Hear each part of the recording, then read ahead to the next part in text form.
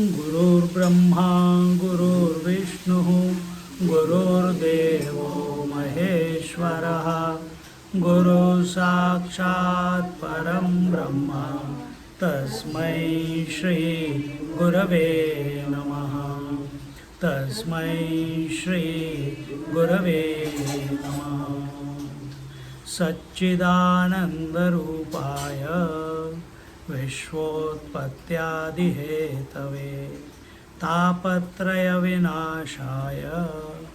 श्रीकृष्णाय वयं नमः श्रीकृष्णाय वयं नमः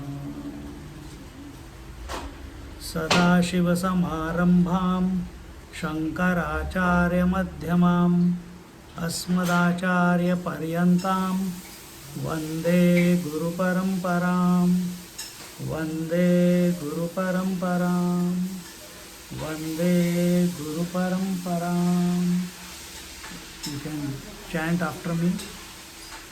भज गोविन्दं भज गोविन्दं भज गोविन्दं भज गोविन्दं गोविन्दं भज मूढमते गोविन्दं भज मूढमते सम्प्राप्ते सन्निहिते काले सम्प्राप्ते सन्निहिते काले नहि नहि रक्षति डुक्कृङ्करणे नहि रक्षति कृङ्करणे मूढजहि धनागमतृष्णाम् मूढजहीधनागमतृष्णा कुरु सद्बुद्धिं मनसि वितृष्णाम् बुद्धिं मनसि वितृष्णा यल्लभसे निजकर्मोपातं लभसे निजकर्मोपातं वित्तं तेन विनोदय चित्तं वित्तं तेन विनोदय चित्तं भज गोविन्दं भज गोविन्दं भज गोविन्दं भज गोविन्दं गोविन्दं भज मूढमते गोविन्दं भज मूढमते. So we saw yesterday that the only thing that we should rely upon is the Lord and the Guru. Both are one. And we should seek out also to attain oneness with the Lord or the Guru Maharaj. The only support that we should have is the Lord or the Guru. Otherwise, if yoga becomes the support or Kriya Yoga becomes the support or the scriptures become the support, all that is okay initially, but ultimately our support is the Atma Tattva, our ultimate support is the Sadguru, our ultimate support is the Govinda, the Lord himself. And then in the second verse we saw the time wasted in accumulating wealth, and we saw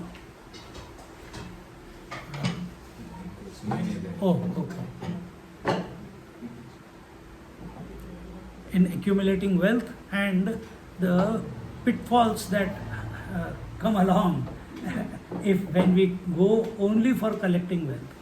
And there we told you that dhyayato vishayan pumsah sangasteshu upajayate sangat sanjayate kamaha krodho bhi jayate. So when we attach to ourselves to the wealth or desire that is coming in the next verse, then we get when we get attached to it, first step is you think about it. When you think about it, you get attached to it. When you get attached to something, you desire it. And the desire leads to If it is satisfied, it leads to greed. If it doesn't get satisfied, it leads to anger. Anger is the fall of man. This few verses go ahead after that, but we'll stop here. So, having seen that, then what was the solution then?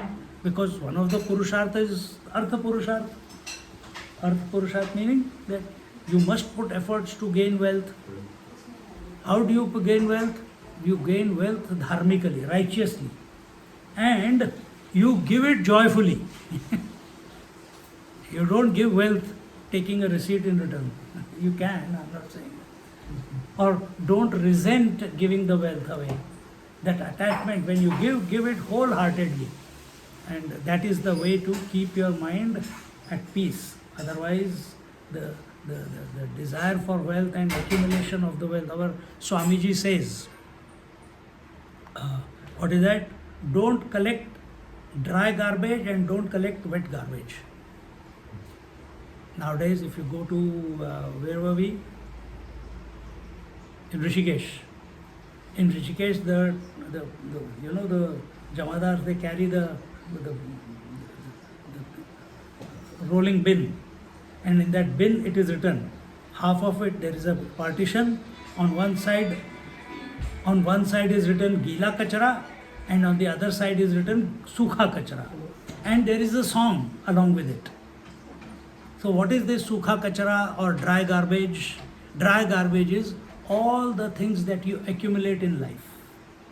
And Gila Kachara is what? All the relationships that you accumulate in life. Don't collect garbage.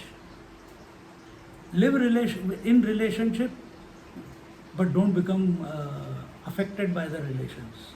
Feel the emotions, but don't become emotional. That is the art of living. And here, continuing. So yes, he said, if you collect wealth, and one must collect wealth as long as you have the capacity and power, energy.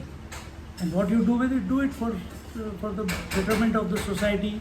Find some person to, yesterday we were talking about it afterwards. And also, whatever, that is the physical wealth and the emotional wealth. Another wealth is the inner wealth, the siddhis. That is also wealth. As you become focused, single-pointed, as you move ahead on the spiritual path, certain powers, abilities start expressing themselves. Then what do you do with them? Experiment with one or two. After that, use that energy rather than to express that power. You use that power to become focused on the higher. And what is that higher? Bhaja Govindam, Bhaja Govindam, Govindam Bhaja Mudhamate. Oh stupid, keep chanting the name of the Lord, keep remembering the name of the Lord, keep contemplating on the nature of the Lord. Come. And in this way, now from Artha Purushartha, yesterday we told you there are only 4 avenues in which you can put the efforts. What were they? Artha, Kama, Dharma and Moksha. But we usually put it as Dharma, Artha, Kama, Moksha. Because in childhood you learn what is right and what is wrong, that is Dharma. That should be taught in the schools, Gurukuls, etc. You study that in the scriptures. Then when you finish your studies, your foundation is set, then you move into life. Once you go out, the first thing is you start earning wealth. When the wealth comes in your pocket, you want to spend the wealth, the desires. I have to do that, I have to travel here, I have to travel there, I have to buy this car, I have to buy that house. And then all this, dharma has to be followed, that is the scriptures have to be studied to attain moksha. You understand moksha? Moksha. You earn wealth keeping in mind that you're earning because it is happening naturally, but your ultimate goal is moksha. Then you will use that wealth also for the right purpose. Then Kama, now we are coming to Kama. Kama means desire. Kama Purushartha is to to satisfy your desires. So here the teacher tells in the Purushartha, in Vivek Chudamani, it says that don't satisfy your desires, satisfy your needs. Important distinction. satisfy your needs and satisfy the needs of other people. So how much do you need? If you go to my room, I have two rooms. One room I have given to a student to stay. But since I have given it everything is in my one room. And when I go, it's a big clutter. But now I find 6 months I am traveling, only one suitcase and one cabin bag. And life is wonderful. Nothing is lacking. Whenever I need something, I go. If medicines are required, towel is required, something, toothpaste is required, brush is required, you go and get it. From one suitcase for 6 months I am functioning. And when I go home, I need this also, I got that also, I got a bed also, I got a side table also, and that side table drawers are all full with all, I don't know what. One day I have to clean it. Correct. But that is what we need to unclutter ourselves. So uncluttering means, but you cannot stop desiring till this body is there. Desire for food is there, that is a need. But when you come to the table, how much do you eat? That is your choice. That is not need. That is your desire then. So here now coming to the Kama Purushartha, you have to repeat after me. Nari stana bharana bhidesham.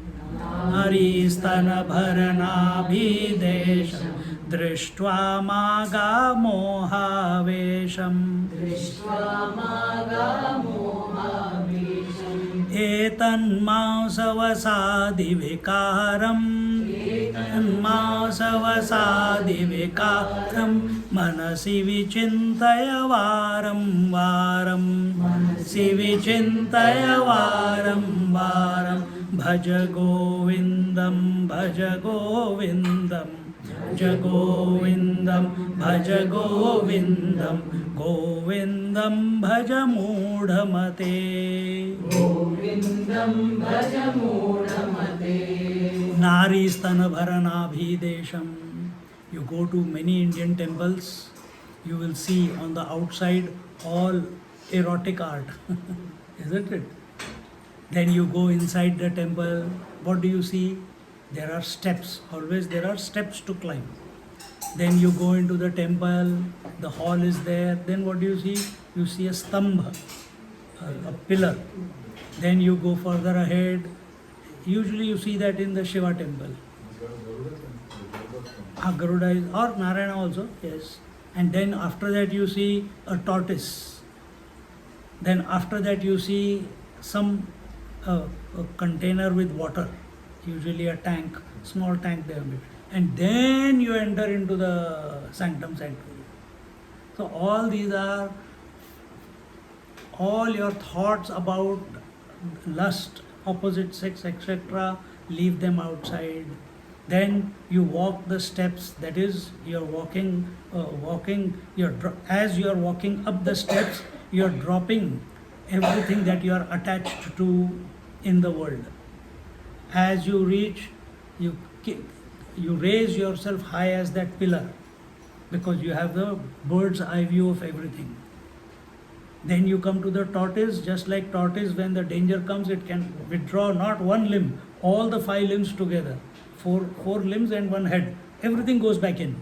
So withdraw your 5 senses, make your mind calm as that calm waters in that tank, and with that calm mind, then you enter into the sanctum sanctorium. That is the understanding of all that. I have never heard this. Never heard this before. That's why I have come here. To tell you what you have not heard. Like yesterday. Huh? Amazing. But this is the technology that our ancient masters put it in paper. That is the way the temples were created. Whether you take any temple for that matter, the tortoise will always be there, the stambha will always be there, steps will always. Sometimes there is 3 steps, matlab you go beyond gross body, subtle body, causal body. If there are 5 steps, you go beyond the 5 koshas or the 5 elements, which you can interpret it whichever way you want. So don't get tempted and deluded by the onslaught of lust. Everyone has it in their mind.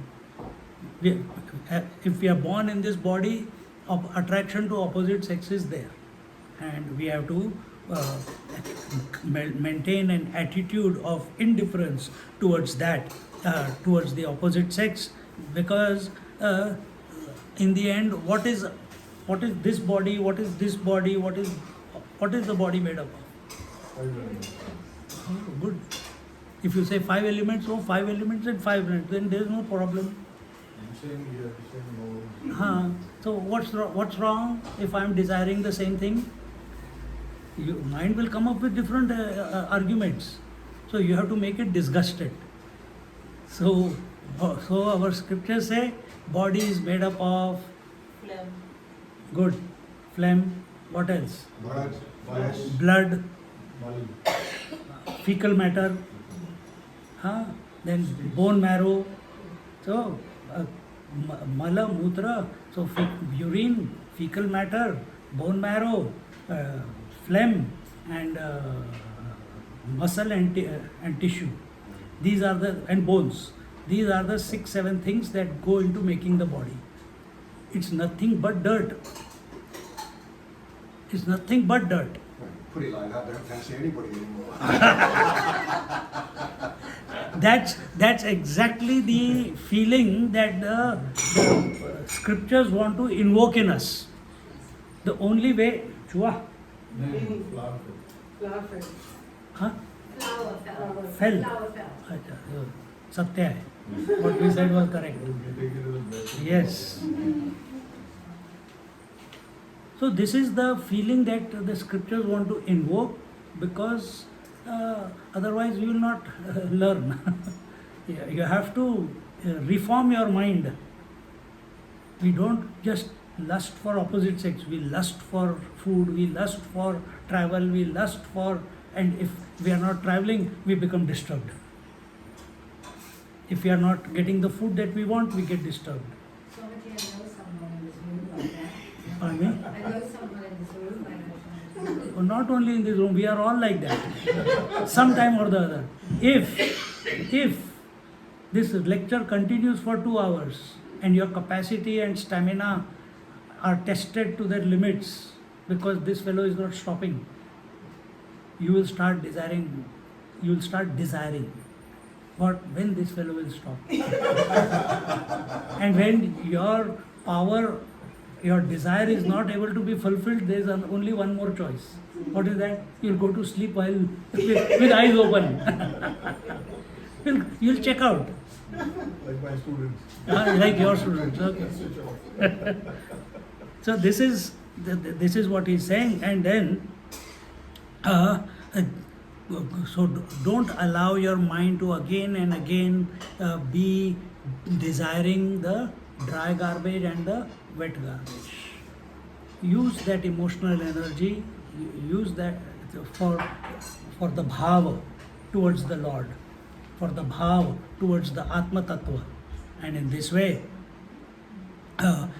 freedom from desires. Yes, yesterday also we talked about it. Freedom from desires itself is fulfillment in life.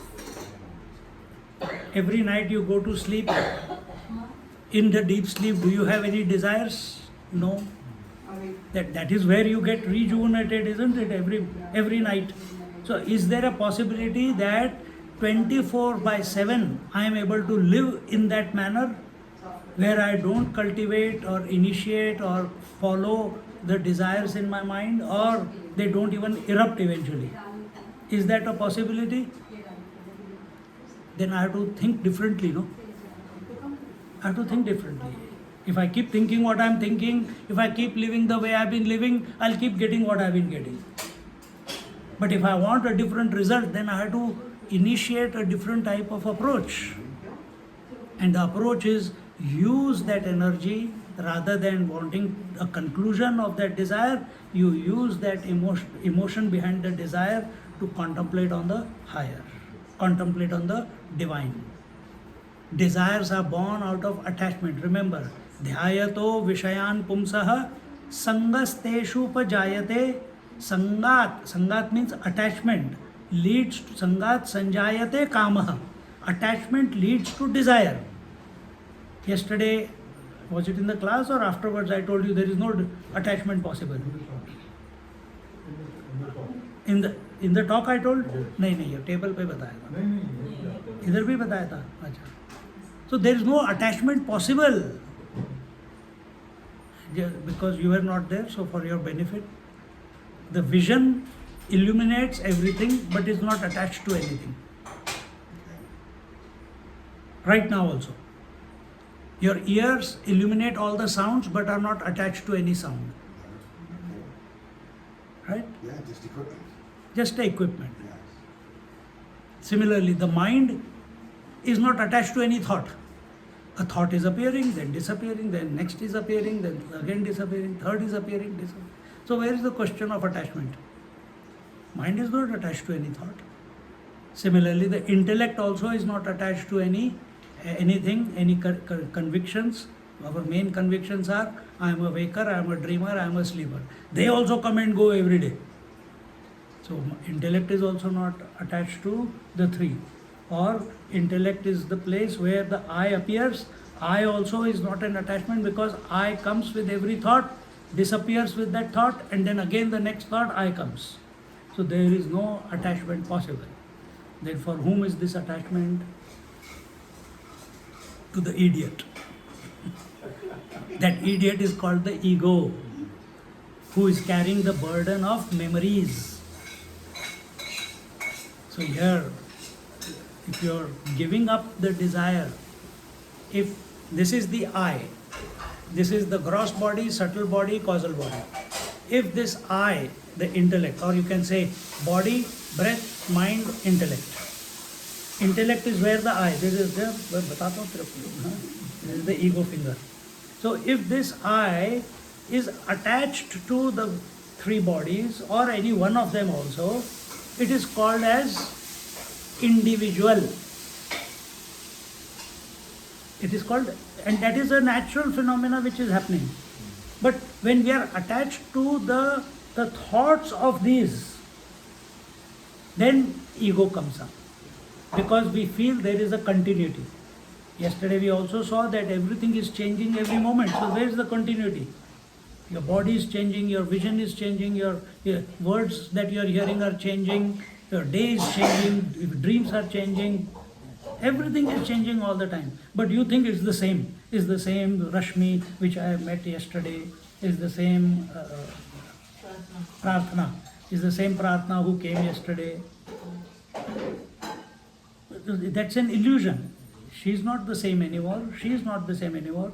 I am not the same anymore. We are ever new every moment. But to recognize that we are ever new, ever fresh, we need to unclutter our mind of all memories. And memories are for the ego, and ego does not exist. So what does it mean? Right now that is not our experience. That there are no memories. Only in deep sleep we have no thoughts or memories. So when we are attached, the ego is born. When we are detached from everything and we allow everything to come and go, then we are the witness. We are the sakshi.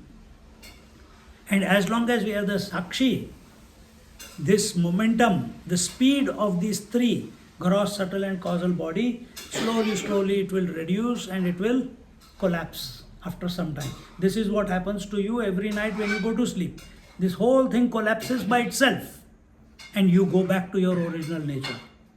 But you don't know it, therefore it is called sleep. If you are aware of your mind collapsing completely of its own accord, because you are not available to it, because you are not giving value and attention to the thoughts, memories in your mind, just like you do it when you go to sleep, then you are where you have attained your liberation. That very moment. According to Vedanta, you are already liberated. Now, when this thing has collapsed, because this was the hindrance between you and yourself. You, the reflected I, and yourself, the actual I. So when this collapses, where will this I thought go? Nowhere. It gets absorbed back into its source. Just like if the water in a bucket in which the sun is shining and reflecting, if the water goes away, where will the reflected sun go? We can say it goes back to the sun. Firstly, it was never there. It was only a reflection. It was appearance. Appearance is called mithya. Mithya means that which appears but is not there. And if we want to say where the sun has gone, where it came from the original. Oh, go back to the original. So, इतने पकोड़े मत बनाओ. So, therefore, freedom from a desire and itself is fulfillment, and that will help you to attain that is the goal of life. You will attain the liberation. Desire does not just mean from opposite sex and food. It also means any one thought appearing in your mind is a result of a desire. Any thought appearing in your mind, voluntary or involuntary. So get out of that. Then how do you live if there is no desire? Nalini dalagata jalamati taralam. Nalini dalagata jalamati taralam. Tadvad jivitam atishaya chapalam. Tadvad jivitam atishaya chapalam. Vidhi vyadhyabhimana grastam. Vidhi vyadhyabhimana grastam. Lokam shokahatam cha samastam. Lokam shokahatam cha samastam. Bhaja govindam. Bhaja govindam. Bhaja govindam. Bhaja govindam. Govindam bhaja mudhamate. Govindam bhaja mudhamate. Then approach to your life, to our life should be like Nalini dalagata jalamati taralam. Tadva jivita atishaya chapalam. It is very temporary. It is a very ephemeral. What is that? Just like the lotus in the pond, and on that lotus leaf, one drop of water is there. What is the guarantee of its existence? It is dancing here, there. One breeze comes, it goes this way. Another breeze comes, it goes this way, and it is, and before it knows, it goes back into the waters, and it is afraid of its death. We are also like that. We are afraid of our death. But the material that has gone into that drop of water and what it is going to go and merge into is what? The same. So there should be no fear. There should be no fear. But he is afraid.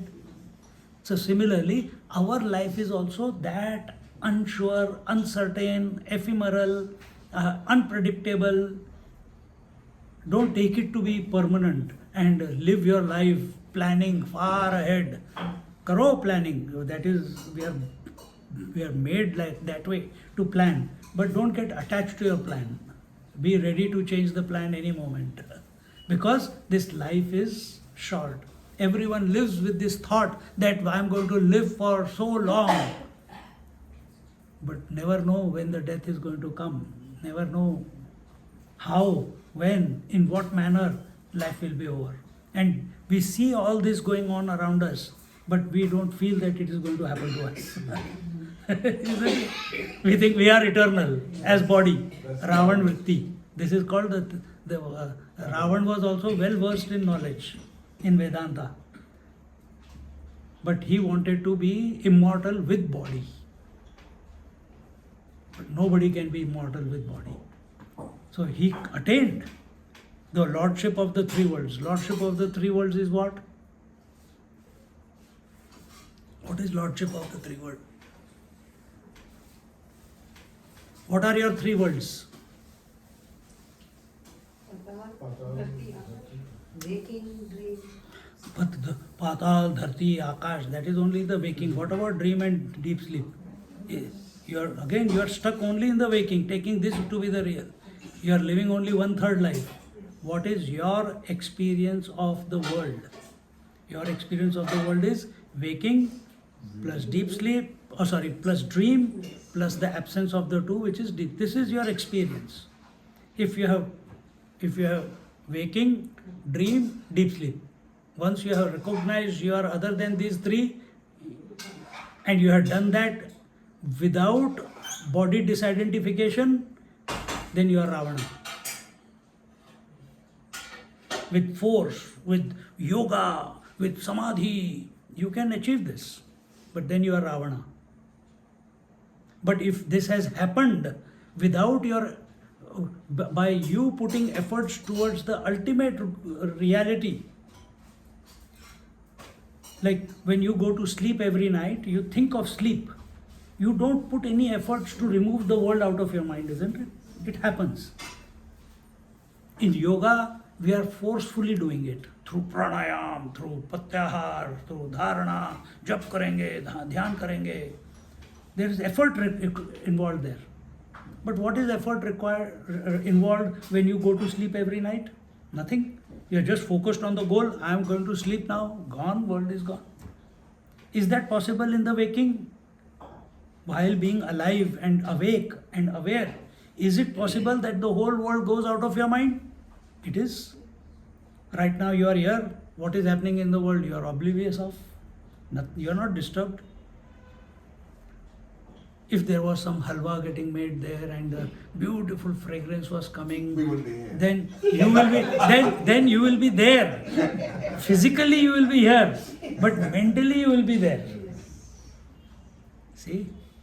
And at that time you are doing the drama of listening to me, but your attention is on कुछ बहुत tasty बन रहा है. See? So understand how your mind functions. So here it says, so just like that drop of water, its life is uncertain. Your life is also uncertain. Any moment it can be over. But we live with the belief that we are going to wake up tomorrow. We are going to do this tomorrow. So write your will right now, and not day after tomorrow or tomorrow. And then he says here. What was that? Vidhi vyadhya vimanagrastam. And as you go through this life, you will be infected by the world, infected by the ego, you are infected by the diseases of the world. Lokat shoka hatam cha samastam. And it is not your story, it is everyone's story. Whether it is trees, whether it is animals, whether it is human beings. What is a human being? Who is a human being? हम बोलते हैं ना मनुष्य. Who is मनुष्य? Have you ever thought about it?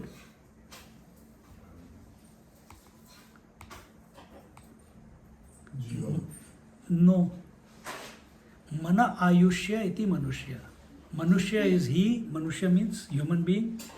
The meaning tells he who has controlled his mind, or he who is the master of his mind, is Manushya.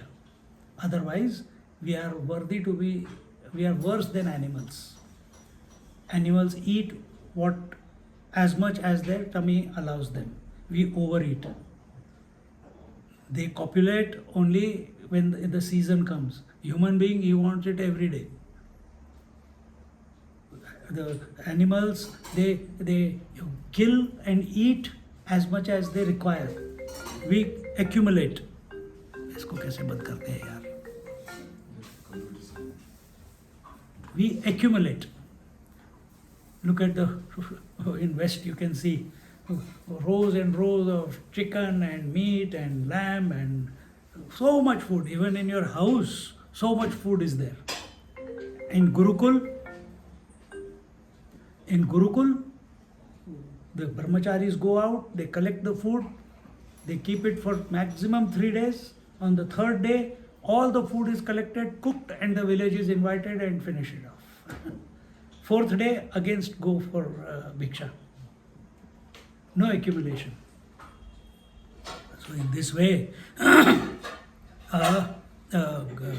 when we live a egoistic life, living in fear, anger, desire, then these are the emotions which bring about unwanted diseases and phobias and a disturbed mind, which is detrimental to our peace of mind and tranquility. Continuing, 5th verse. यावद् वित्तोपार्जनसक्तः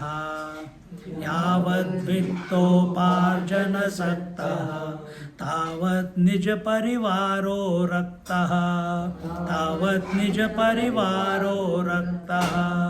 पश्चाज्जीवति जर्जर देहे वार्तां कोऽपि न पृच्छति गेहे भज गोविन्दं भज गोविन्दं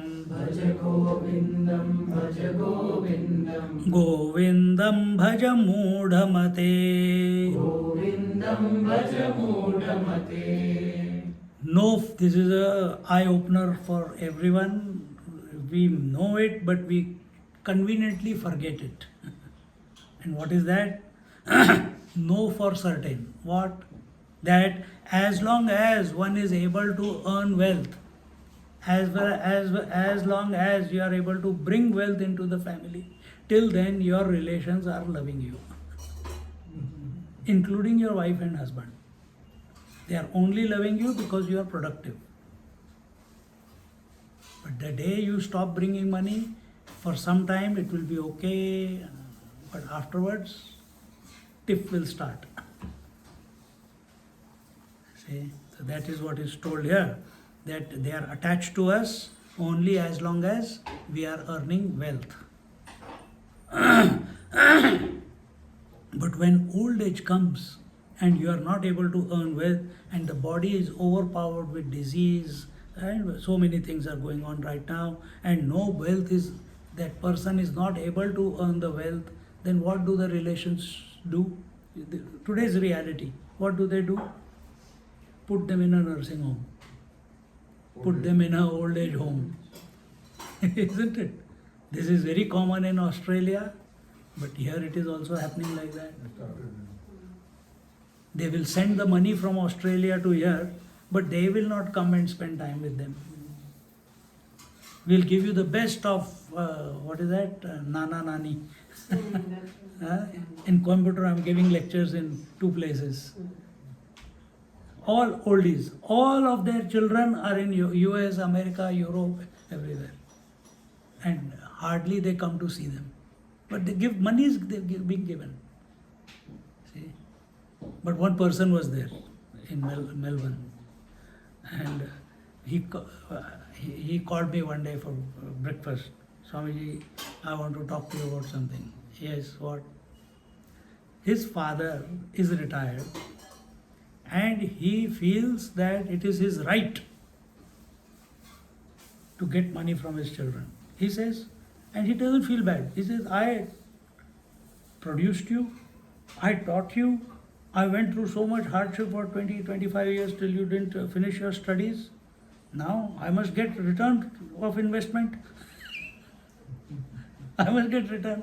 And he will, anywhere he has to go, he'll go by the Uber Prime. Latest phone he must have. Latest watch he must have. Every week, 3 times he will eat in a 5-star hotel. And his 2 sons, one in America, one in Melbourne, they have to keep providing. At that time, their children were young. They are going to school. And he says, Swamiji, मैं क्या करूँ? I don't understand my father anymore. Why is he behaving like this? He gets his pension and that is enough. But he doesn't touch it. He wants money from us. देखो. And the moment he and his brother stopped giving money to him, they said, only this much we'll give, we cannot afford more. We have to run our family also. Immediately, you are not my children. फिर वो थोड़ी देर के लिए, बाद में फिर थोड़ा तो दे दो. Like that. So many cases we have seen where if a person gets into an accident and becomes invalid, the partner or the wife or the husband, they just leave them. Divorce करके अपना चले जाते हैं. We have seen that, isn't it? So this is what is being shown to us here, that when the old age comes, nobody wants to be with you. Old people are shunted from one child to the other child's house.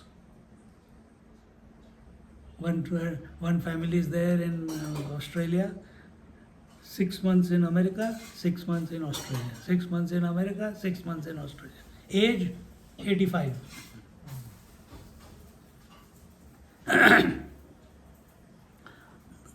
I'm giving you examples for this particular verse.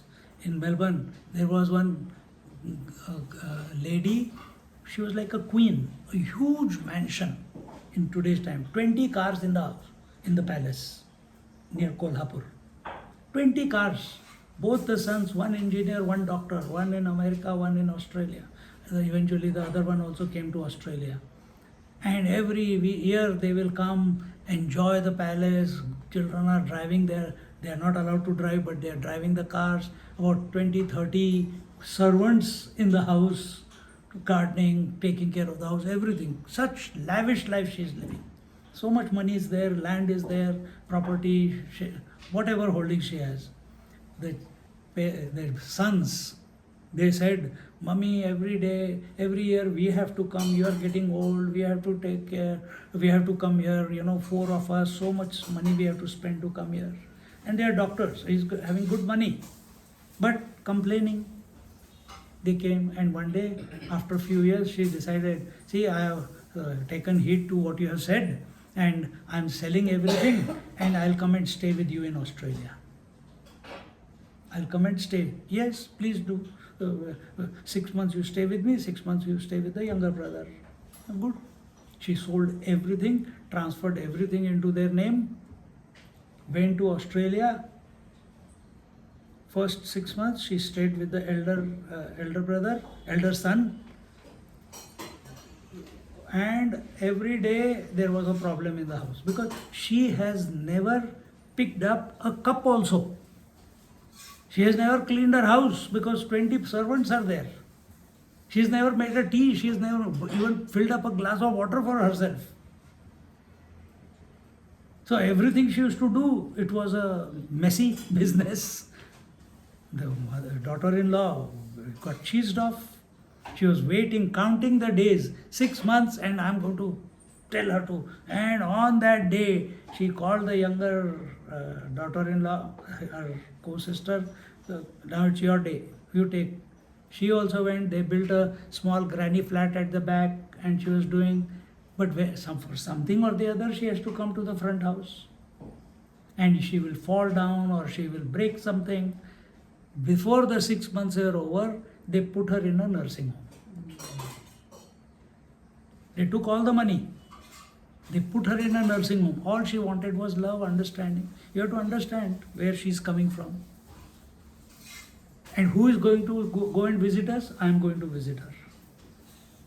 Some other people in the society, they were going to visit her. But children, first year they came for Diwali, second year they stopped that also.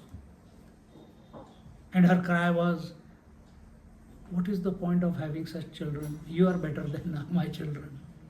If I knew, I would have transferred that property to you. I said, why didn't you meet me before? But see, this is the state of affairs. When a person, as long as my mother said, I said, keep the money with you. If you transfer, I don't know where you will land up. You live your life. It is your money, it is your wealth, I don't need anything anyway. It is yours. You manage. And that's why she's still fresh. She's still vibrant.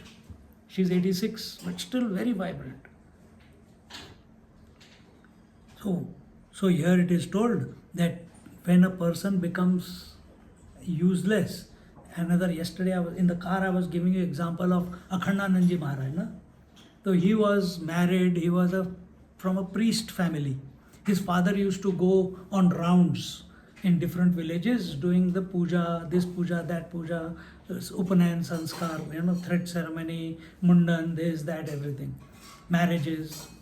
And when he became 16 years old, he said, son, now you come along with me. You also see which houses I go to. And then as I'm also getting old, and as you learn the tricks of the trade and which houses we have to go to, he went. And by 19, the father withdrew and the son started doing the rounds. And after 1 or 2 years, he realized that after a month and a half, when he used to come back home, the family is not interested. They are looking forward. When is, whatever his name was, when is he coming back? When is he coming back? When he comes home, one hug or one namaskar, and after that they forget him. What did you bring for me? What did you bring for me? What did you bring for me? How much gold? How much gold did you get? How much money did you make? What clothes did you buy for me? Children are also asking for what presents. Parents are also asking for presents. Wife is asking for gold. But nobody is interested in him, who was missing for 1.5 months.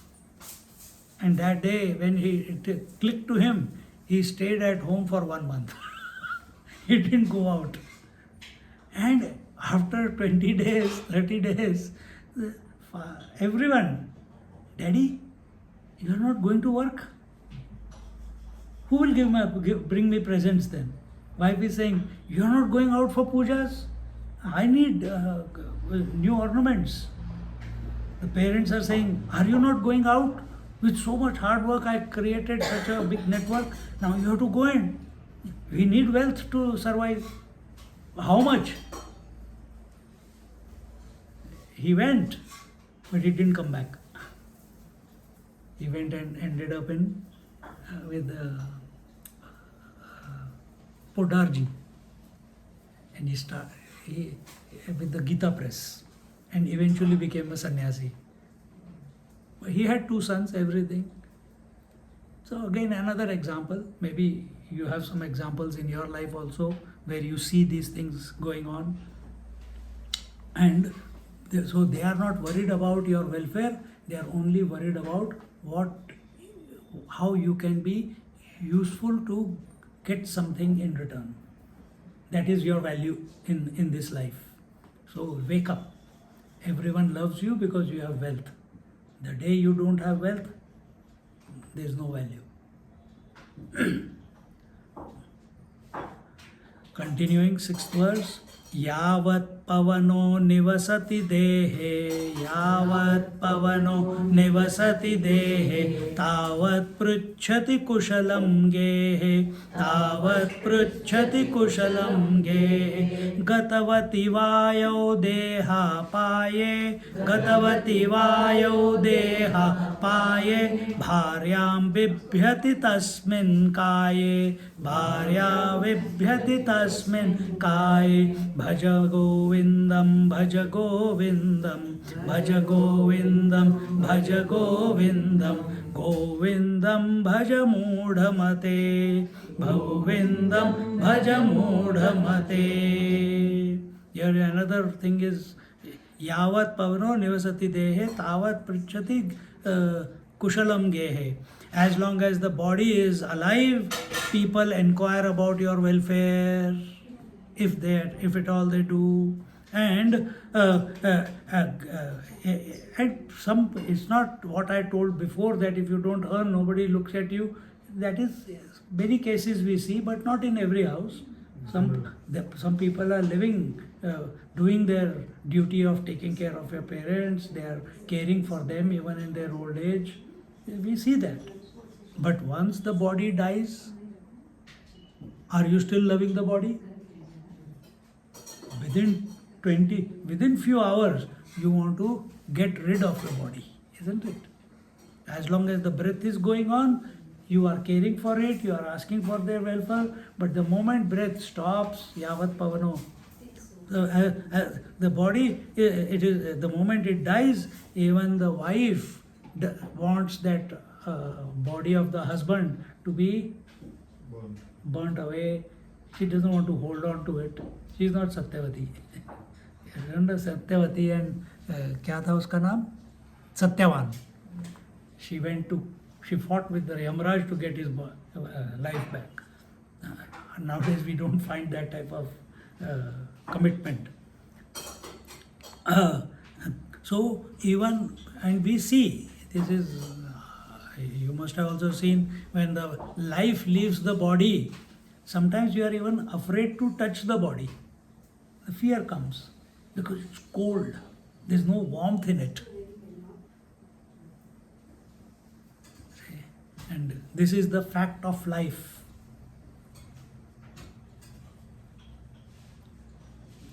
That the person who was in love with that body before, now after the death is afraid of that same dead body and wants to get rid of it ASAP. Now the journey of our life is told in the 7th verse. What is that? Balastavat krida saktaha, balastavat krida saktaha, tarunastavat taruni saktaha, nastavat taruni saktaha, vriddhastavat chinta saktaha, vriddhastavat chinta saktaha, parame brahmani kopi na saktaha, me brahmani kopi na saktaha, bhaja govindam, bhaja govindam, bhaja govindam, govindam bhaja mudhamate. Govindam bhaja mudhamate.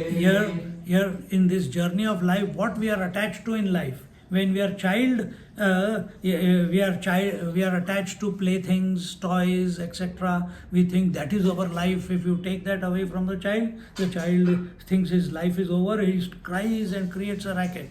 In the youth, the opposite sex is the plaything. Then in the old age, the disease is the plaything. When you go, Amma, how are you? Come. And, मेरा sir दर्द हो रहा है, मेरा हाथ दर्द हो रहा है, मेरा कमर दर्द हो रहा है, मेरा पैर दर्द हो रहा है. Everything is aching and paining, and here it is told, one is they are not only the pain and disease, but they are also attached to their worries. A child is attached to his toys, youth is attached to the opposite sex, and old age we are attached to our worries in life. This is the observation of Shankaracharya when he looks around, and that is true even today. बचपन बीता खेल खेल हाँ, भरी जवानी सोया. मैं इतना सुनता नहीं हूँ, पर सुना हुआ है वो. हाँ, भरी जवानी सोया, पर वहाँ पे वो सोया. यहाँ पे here they are saying in the youth you are running after the girls and boys, and in this way one is extremely attached to the sorrows in old age. Therefore nobody is, here it is told, he says that parame brahmani kopi na sakta. Sakta means attachment. Nobody is attached to the Parabrahma. They are attached to toys, they are attached to opposite sex, they are attached to worries, but they are not attached to Parabrahma, Paramatma, or Atma, or God. See? No wonder we are miserable in our life. And what is to be done? See, whenever you ask questions, my attention is that question taking you to the Parabrahma, Paramatma, or is it taking you away? And immediately answer comes. And that is not to judge you or anything. I practice that in my life also. If I am tired, why am I tired? If I am exhausted, why am I exhausted? If I am chidchida, why am I chidchida? What is the desire which is troubling me right now? Immediately correct it. Today I am telling you, I am sleeping. I slept for 2 hours in the afternoon. I was so sleepy. खाना ज़्यादा हो गया था. But when I was walking around Narmada Parikrama, no sleep in the afternoon. You are walking 20 kilometers, not one day. 6 days we walked, every day 20 kilometers. But no sleep in the afternoon. You are more exhausted that time. But there our mind was focused. Narmade Har, Narmade Har, Narmade Har. And we are doing it joyfully.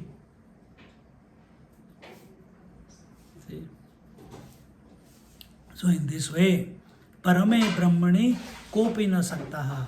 Alas, nobody is attached to the absolute truth. Nobody is interested in the absolute truth. They are only interested in toys, opposite sex and worries. So get out of that. Recognize this is what is going on around you. And if you have been like that, time to change before you get old and only talk about your worries. Change. Then what you should be worried about? Be worried about a union with the Lord. That should be our worry. If so many years have happened, why still I am seeing him separate to myself? Why he has not taken over yet? Where am I falling short? Keep assessing, keep pining. Be thirsty for the union. You cannot be thirsty for the union at the same time being worried about your worries. Either you are worried about him or you are worried about the world. In this way, Can I ask a here, So this thirst for the divine, do we create it by our tapasya or sadhana? if you are asking the question, you have to put efforts. You pine for it. If it was natural pining, if it was a natural pull, then you will not ask me this question.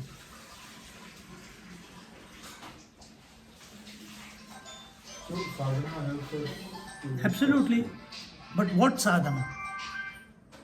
That's a good question. Sadhana, you must know the whole journey. Like I told you yesterday, Vaikhari Madhyama Pashyanti Para. Union means Shabdanuvit or Drishanuvit, seeing the Lord or chanting the name of the Lord is required, no doubt. But is that the end goal? No. End goal is where you and him become one, like Radha and Krishna, like the gopis and the Krishna. That is the ultimate consummation. You have to be consumed. Can you think and sleep? As long as you are thinking of sleep, you have not gone to sleep. When you sleep, you cannot think. So similarly is this question. If there is pining, you will not ask this. This question will not come to your mind. If it is coming to your mind, then do what is required to come to that state of urgency to be one with him here and now, not tomorrow, here and now. But maybe Gautam or somebody is asking that question because the realization of God is so elusive. No. It's not the same as an experience of having a plate of food. Realization is not elusive. Realization is your natural state. Understand what I am saying. Realization is your natural state. Because the mind is coming in between, you feel you are not realized. All you have to do is sort out the mind. If you are attached to toys, if you are attached to opposite sex, if you are attached to worries, mind will continue to function. And how do you, again I am repeating it again, how do you become totally devoid of all worries and attachments in life every night when you go to sleep? Because you are totally 100% available to sleep, isn't it? And naturally, the whole world of attachments goes out of your mind. All desires go out of your mind without your efforts. Yes, Is sleep that comes without efforts as well. You just know if I lie here, eventually I'm going to fall there is asleep. nothing called sleep. There is nothing called sleep. Unmanifest mind is called sleep. It's a result of ignorance. If you know that your mind is empty, you are one with the truth. You are free. And that's what we are trying to recreate. By studying the various scriptures, by being with Baba, by going to pilgrimages, by visiting temples, by doing pujas or bhajan. Many times while bhajan, singing bhajan, you become quiet. You must have experienced that. What happens? In that ecstasy of bhajan, your mind stops. So why can't you be like that all the time, 24/7? If it is not happening, then we have to think, where am I falling short? This is one data. Every verse is a data. That this is the impediment that is coming in your mind, which is keeping you away from yourself. Attachment. First it was wealth, then it was desires, then it was, what was the previous verse? Then it was observation of life, that when people are alive, we care for them, or we are hugging them, touching them, caring for them. But the moment they die, we don't. This is what is going to happen to us also one day.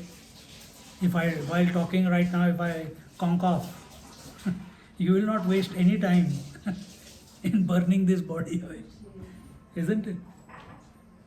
So observe that. No, it will not happen to me. I'm not going to die. I'm still healthy. I've got so much to contribute in life. I can still produce so much.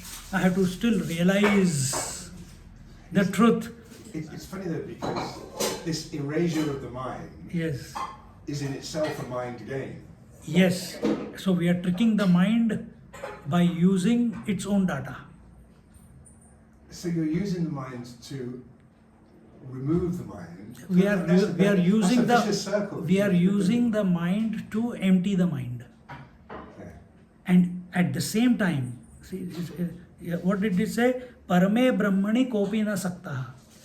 In every verse it is told that nobody is thinking, nobody is attached to the truth. So we want that empty mind, before it becomes empty, to be attached to the truth, to be thinking of the truth, to be contemplating on the truth. If you think of the world and you become empty, it is called Jada Samadhi. That is Ravan Vritti.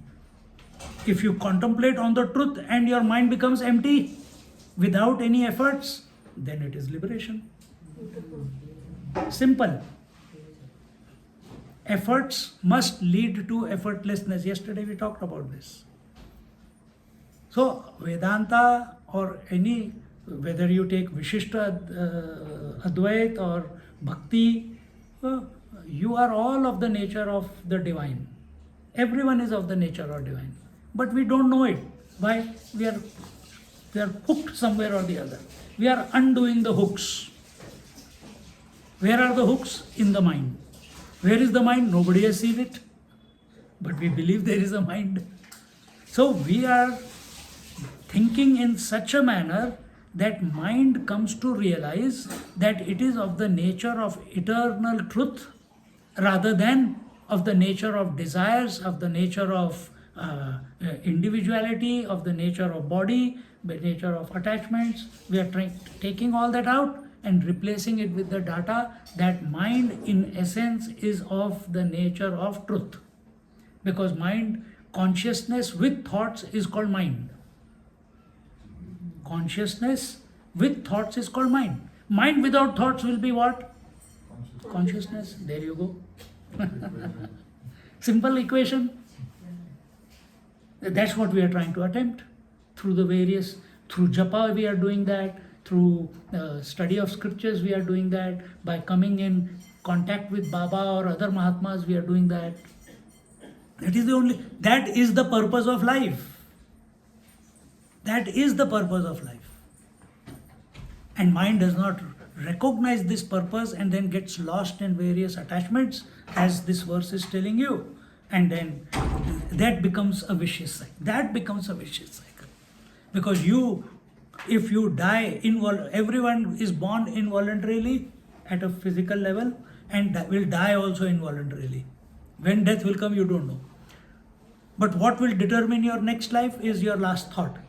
Have you thought of that you are the Atma right now? No. Yoga says that is the preparation. What is that? According to yoga, that is the preparation, the last moment. The last moment is the blueprint for your next life, not preparation. Blueprint for your next life. Yoga is the preparation for that Last moment. That is one way of putting it. So here we are doing the same thing. Suppose at this, while thinking in this way, And when I was thinking, Tarunas Tavat Taruni Saktaha, and I start, what was the name of that girlfriend? I didn't have any. Suppose I think, and I conk off at this moment. Gone. I am born as a girl in the next life. Last thought, because at that moment, the whole balance sheet comes up and the result comes with the last breath. So therefore the karma, the Siddhant tells you, do the righteous deeds, don't trouble anyone, don't desire anything, and all those things. Swamiji, Ah. can I take you back to that beautiful point you made, that we must attach ourselves to the Lord before the mind becomes empty? Oh, Could you please elaborate on that a little bit? what are you not understanding in that? No, I understand it, but I want to hear more. It is such a beautiful concept. First you have to understand, first you have to analyze when do you get totally rejuvenated in life. You don't get rejuvenated by coffee, it's temporary.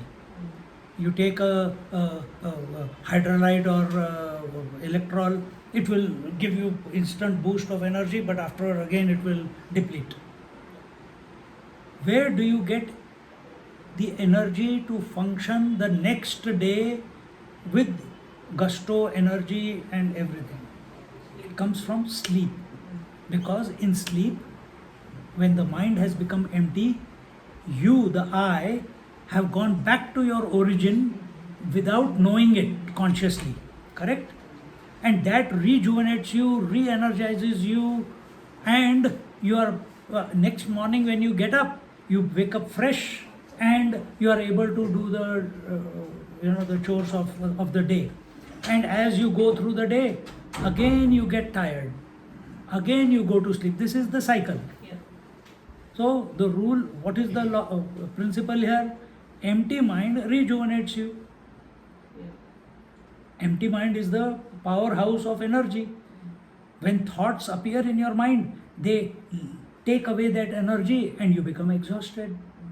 So the more you think during the day, quicker you are going to exhaust. Simple rule. So is there a way I can remain as fresh, as rejuvenated as in sleep while functioning during the day? Then for that you will have to not take the load of the day. Load meaning, I have got duties, I have got responsibilities, I have got to do this, I have got to do that. No. Throughout the day, example, how will you live dynamically outside and remain contemplative on the truth inside? A mother is at home. Her child is supposed to come at 3, 4 p.m., whatever the school finishes, suppose 3 p.m. And she is doing cleaning, whatever, cooking, but her mind is continuously 3 o'clock, the child has not come. 3 o'clock, child has not come. 3 o'clock, child has not come. But is that thought of the child, that the child has not come, a detriment in her functioning in the house? She's doing everything. She's doing everything. But one part of her mind is hooked on to the child. Exactly the same way. Mind has immense capacity. Function in this world dynamically, but train your mind so that one part of your mind is always hooked on Baba. And that is called, inside you are practicing the union. Don't teach others how to, like I have. You practice it in yourself. Outside you live dynamically with love. What he said, love and serve and love all. That is outside. Inside, Aham Brahmasmi. Inside, I am that reality.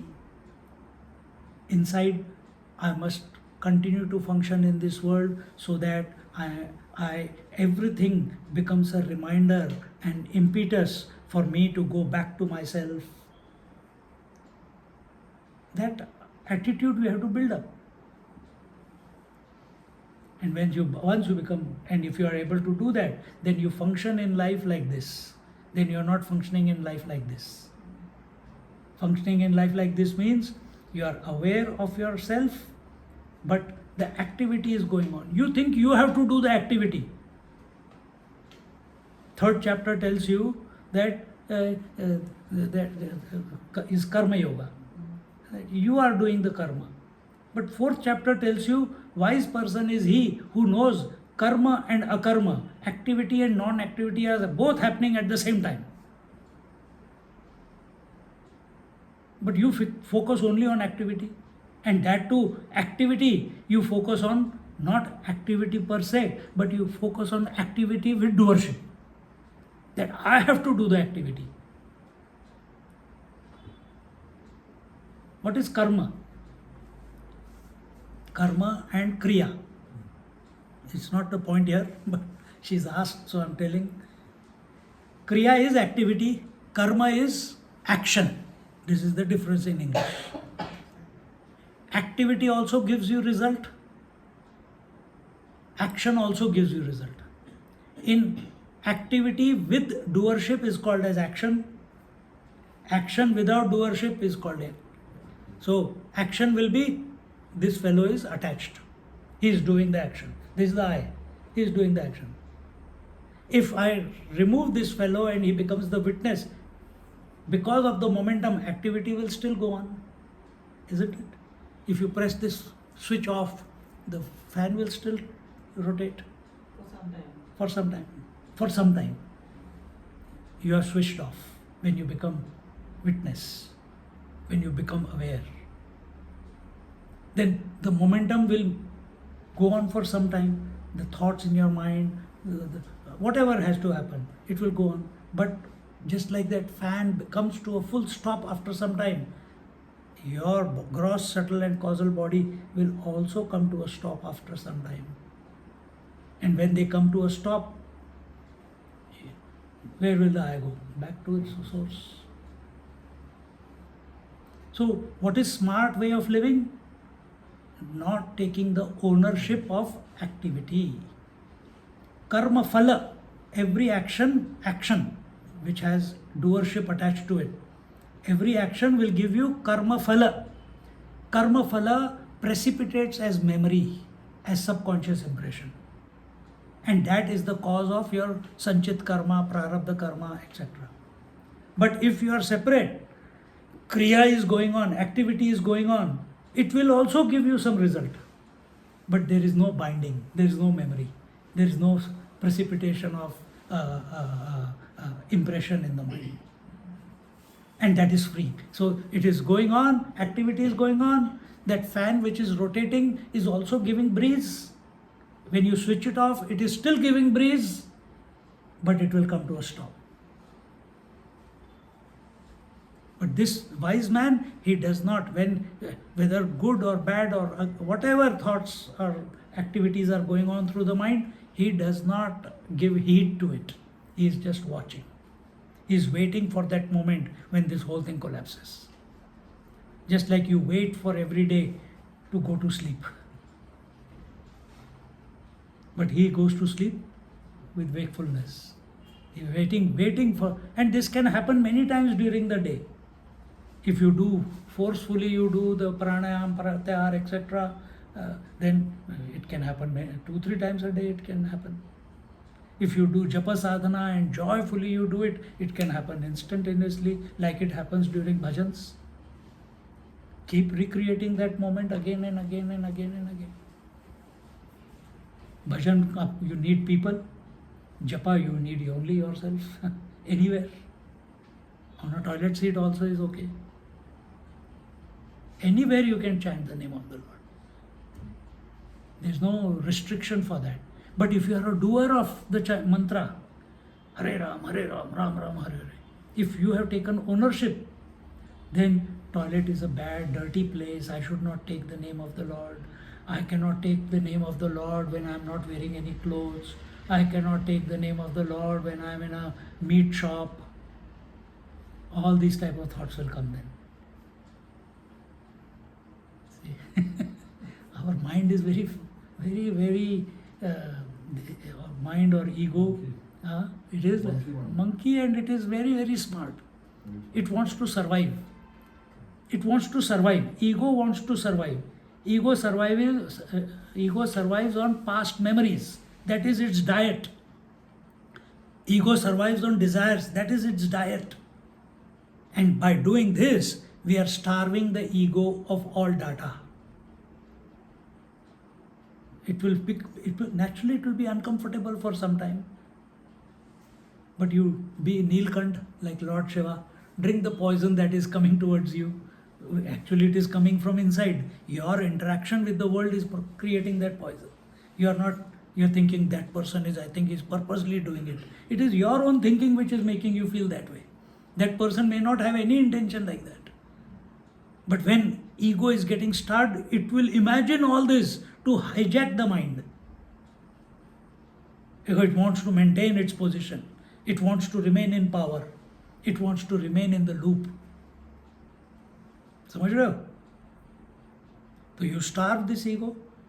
One way of it is samadhi abhyas, one way of it is yoga abhyas, one way of it is vaikhari madhyama pashyanti para abhyas, another way is kundalini abhyas, another way is kriya abhyas. All the practices are only pushing you so that this individuality or ego is starved of all data. And that Vedanta tells you, it doesn't have to be a very special event. Watch, every day it is happening to you every night. Every night when you go to sleep, your ego vanishes. So it is possible. You don't have to wait for years. All you have to do is empty your mind. Parame Brahmani kopi na sakta. The best way to empty your mind is, just like the best way effortlessly to empty your mind is, think of sleep at night. Even more potent than that is, think of the truth. Think of the divine. Think of the Parabrahma Paramatma. Think of the witnessing consciousness. Immediately the mind becomes, and with love, with pining, with the urge to be that. Because scriptures are saying, saints and sages are saying that you are divine, then why am I not experiencing it? Baba being divine is good, but he says that everyone is divine. Why we want to not experience that divinity directly? I don't want someone else's words to convince me. I have got convinced now. I want a direct experience. You and me we are sitting here. I don't know, halwa banaya, kya banaya hai? Halwa banaya. So halwa is there, smell is coming, and I say, Nalini makes wonderful halwa. She says, what is it? I tell you the ingredients. No, but what is halwa? Oh, this is the flavor, this is the taste. Oh, it melts in the mouth. I can do a PhD on that halwa, but you will never get that experience. Because it's my words, it's not your experience. And then after making you suffer for some time, I take the halwa and I give you a piece of it. After that, the moment it goes into your mouth, no words will come out. Your eyes will tell, and over. Then I know that you know, and you know that what I was telling you. It does not require any words after that. This is how the truth is realized. We are telling until and unless you don't experience it. We cannot give it to you. No teacher can give it to you. They can give you maximum total experience. The Ishvara experience they can give, but not beyond that. Continuing. काते कान्ताकस्ते पुत्रः काते कान्ताकस्ते पुत्रः संसारोऽयमतीव विचित्रः रोऽयमतीव विचित्रः कस्य त्वं कः कुत आयातः कस्य त्वं कः कुत आयातः तत्त्वं चिन्तय तदिह भ्रातः तत्त्वं चिन्तय तदिह भ्रातः भज गोविन्दं भज गोविन्दं गोविन्दं भज गोविन्दं गोविन्दं भज मूढमते गोविन्दं भज मूढमते.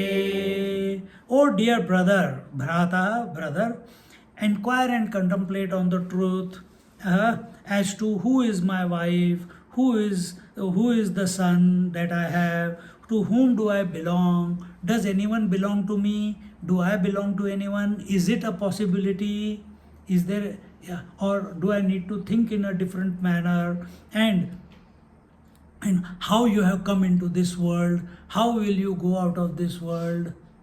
These are questions worthy of contemplating in your mind. Not कि हलवा का है, कि कौन सा सूजी का है, कि गाजर का है, कि आटे का है. देखो बता दिया इसने. Because what you become convinced of today, the world will cancel that and give you another experience. In India की story है, in Australia में भी ऐसे ही हुआ था.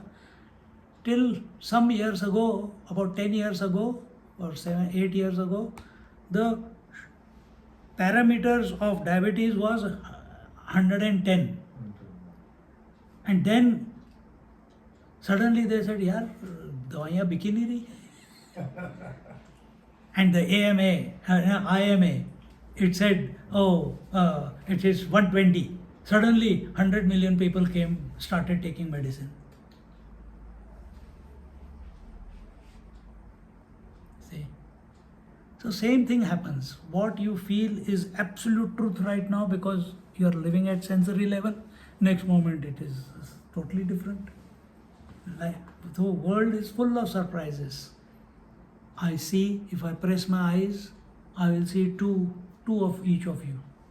You can also experience.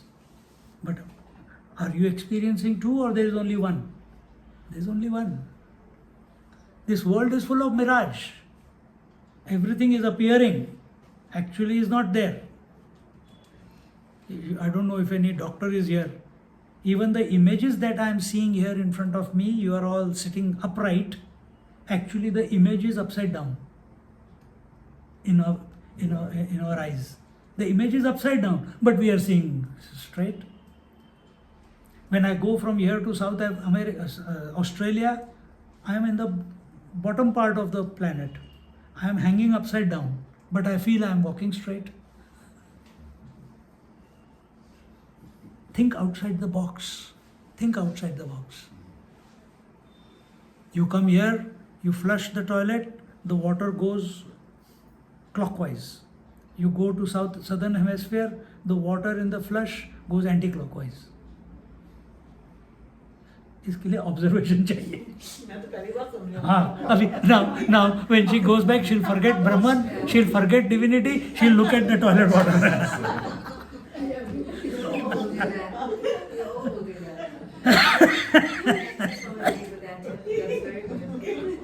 But you are in northern hemisphere, you will see what is happening here.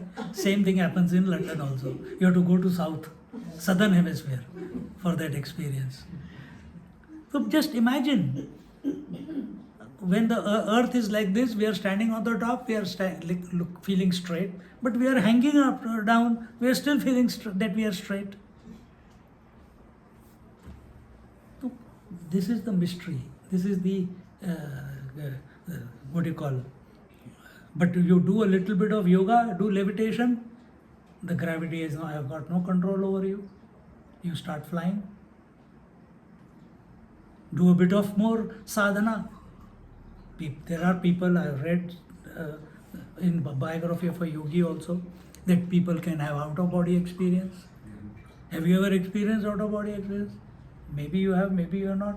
If you are not, but that is something out of the world. So there are many things that are going on, or that can happen. To accept that this is continuously changing. One person came with me to Kailash and his love marriage, Gujarati fellow. And very nice couple. He says, my wife is very nice. I have met only afterwards.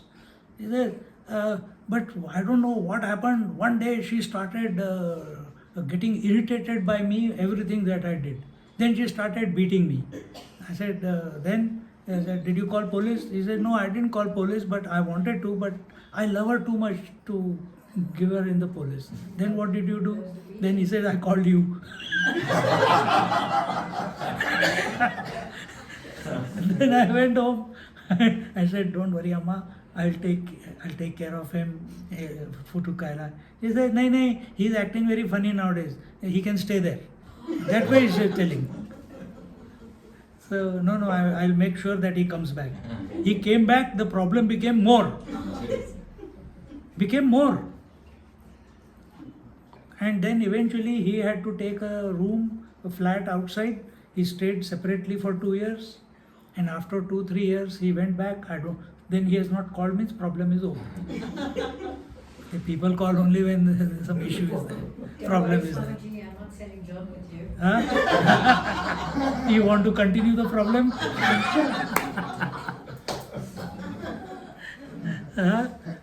So this way he says, ask the right questions. Who am I? How did the Lord create the whole creation out of himself? If you do, there's no answer, but you have to attempt. In that attempt, you will vanish. You will vanish, meaning the mind will vanish. Because even if you look at the sky, where did it begin, where it end, and you keep thinking of the sky with its, where it began, where it end, your mind will vanish. You chant Om. This is a sadhana given in yoga and even in other scriptures. You catch from where does the Om begin and where does the Om end. You will vanish, mind will vanish.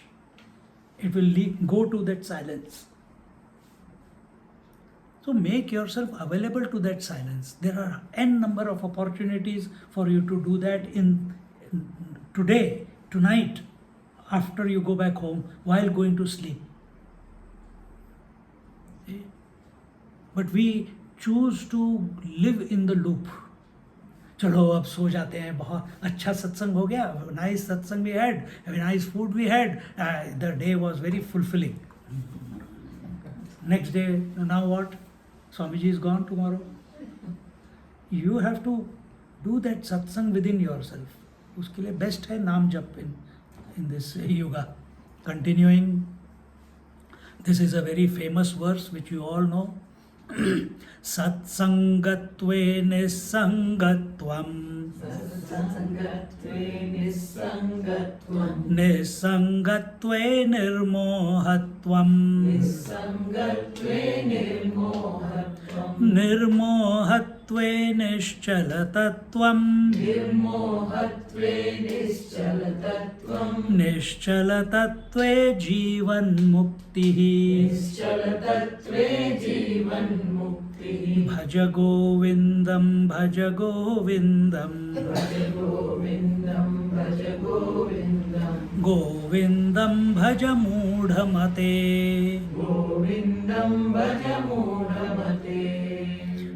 After having told the students as well as that old man sitting in front of him that don't have unwanted pursuits at this old age, and to his students that instead of laughing at that old man, you look at your mind, where your mind is stuck, by giving these various verses, then what is the sadhana that we should do? These were just observations in all the verses. These were the observations of life. But now what is the sadhana you should do? Now that you know that all this is how we are functioning in life in default settings, and every verse is telling in the last that you are not doing this. So here he says, Satsangatve Nisangatvam, that be in satsang all the time. Where do you find satsang? You find satsang when you are reading, listening to scriptures, you are in satsang. When you are doing bhajan kirtan, you are in satsang. that bhajan kirtan outside in a group must migrate to satsang with yourself, which is japa, that is satsang. Nididhyasan or contemplation, that is satsang. And ultimate is contemplating on who am I is the ultimate satsang. Satsangatve. And where do you come to know this? Who am I? You come to satsangs like this. Bhajan Kirtan is good, Japa is good, but you must also, it will automatically happen in your life. Don't worry about it. I'm just giving you what is given here. So automatically the urge to go and listen to satsang, it comes. To a lost person who is lost in the world, if you call him also, he will say, I will not come. Because I got to finish this, I have to work that out, I have got this call coming, I have to do that. Satsang becomes secondary. But a person who has understood the previous verses is, satsang is the most important. That is what is nourishing life. That is what is going to take me in the right direction, take the mind in the right direction. So, satsangatve, and whenever you are in satsang, just like here, or with yourself, you are nisangat, or you are detached from the world. Right now you are here in this room, you are attached to the words that are coming to you. You know there are so many things in this room, but your attention is not going to those, to that mural, to the Baba you must be seeing in between, but to the carpet, to the table, to that flower vase, to the color of that curtain, to that meter box. So many stimuli are there in this room, but you know they are there, but your attention is not going there. You are not being hijacked by them because your attention is on the words. So satsangatve nisangatvam. When you sleep, you are detached from the world. Similarly, when you are doing japa, you are detached from. As you go deeper and deeper, you become detached to the rest of the world, and a stability comes in you. Wherever, it's not necessarily you have to sit on the floor. Anywhere. See, satsangatve nisangatvam. Detach from the world, get attached to the satsang. And if you get attached to the satsang, the world will automatically detach. But initial effort you have to do.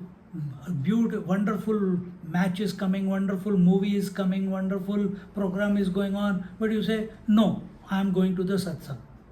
And you came. I don't know what all activities are going on. You came. Now for this duration of time, you are detached to everything else. See, for how many now? I have not, in Australia, I don't get newspaper. So I don't see newspaper. I don't see TV. कभी कभी देख लिया. अभी मम्मा के साथ बैठ के देखा मैंने. For 5 minutes. But I saw it for 5 minutes. After 5 minutes I went to sleep. I can't handle it for too long. Same thing. It bores me to such an extent that I go to sleep. So I put the YouTube. Bore ho jao. But in that boredom there is a knack. When the mind is getting bored of that thing, you catch. Where is the mind vanishing? Where has it gone? So all these out of the box thinking, they become available in satsangs. If you do satsang with yourself, all this data, information, how to be more focused on the divine, where am I going wrong, self-assessment, correcting it, everything is revealed from inside. You don't have to ask anyone outside. Satsang. Only if we are focused on the divinity. We are focused on Him, we are focused on the self, we are focused on the Atma, then it will happen. And when initially you are focused on Baba, He is separate to you, you are separate to Him. But then you close your mind. Baba is in my mind also. Now he has come closer from outside, he has migrated inside. But is that it? You want to keep seeing, or you want to be one with him? In Srimad Bhagavatam, there is one Kriya Yoga given. And in that Kriya Yoga, they say, you imagine, you chant Om, but with the nose. So you feel a pulsation on the top of your head. And then as you are chanting, and when that vibration is humming in your head, you imagine a upside down lotus becoming straight in your heart. And out of the middle of the lotus, Narayana is coming out, appearing, manifesting. And that Narayana is not a statue, it should be a living Narayana. How do you know it is living Narayana? The dhoti is fluttering, his hair is, there is a breeze coming, and he's saying come, or something like that. That's in Saundarya Lahiri also. Is it? Yeah. मैंने पढ़ी है. Saundarya Lahiri I have not touched till today. So he is coming, you come, and you imagine. So you are so mesmerized by that form of Lord Narayana. He's smiling, he's blinking his eyes, he's calling you, but after some time your mind will either get fixated. When you're looking at Narayana, sometimes your attention goes to Gada, sometimes it goes to Shankha, sometimes it goes to Kamarband, sometimes it goes to Srivatsa, sometimes it goes to his lips, sometimes it goes to his eyebrows, sometimes it goes to his smile. You keep, even though the Lord is one, you are happy about it, but still you are getting distracted by various attributes of his, limbs of his. And how will you go? So from manyness of the world, you came to the Lord. Now, within the Lord, there is manyness. Hands are not the legs, legs are not the head, head is not the eyes, eyes not the smile, smile is not the chin, chin is not the gada. So from that also you want to become focused, because your goal is what? I want to be one with the Lord. I want to know him as he is, not as he appears. Seeing is not believing. Seeing is not believing. So I want to know him as he is. So when this intention is there in your mind, automatically from the variety of that present in the Lord, your attention migrates from the variety. Srimad Bhagavat says this will happen naturally. It will either go to the two eyes, it will go to the two lips, or it will go to the 2 feet. Still, from multiplicity, it is going to duality. And when you are looking at the 2 eyes, you will be absorbed into the 3rd eye of the Lord. When you are looking at his 2 lips, his lips are never closed. There is always a gap. One breath and you are sucked into him and you become one with him. You are looking at his feet, there is a gap between the 2 feet also, isn't it? When you see, in the middle there is gap. When you are thinking of the qualities, attributes, what he stands for, that he is the truth incarnate, and you are contemplating the Guru Sharanam, you get absorbed into that gap and you attain oneness with the Lord. Is this happening to us? So this intention must be there. Where do you come to know this? In satsang. Now, if I had not told you, you have never heard of it. I am telling you, now you are aware of it. Now somewhere it will click. The divine virus has entered. So these, when we are attentive towards the union, not with the form, with the essence.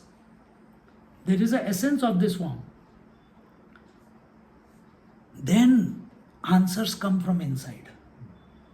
Direction comes from inside. He guides. And it will be loud and clear in your life, in your mind. No doubt. You will not doubt it at all. Satsangatve nissangatvam, nissangatve nirmohatvam. Moha means delusion. Delusion leads to illusion. Forgetfulness of the self leads to delusion. Non-apprehension of the reality leads to misapprehension of the reality. That misapprehension means the projection of the world. So nirmohatvam, the more we are detached from the world and attached to the divine, to that extent our ignorance is becoming weaker and weaker and weaker.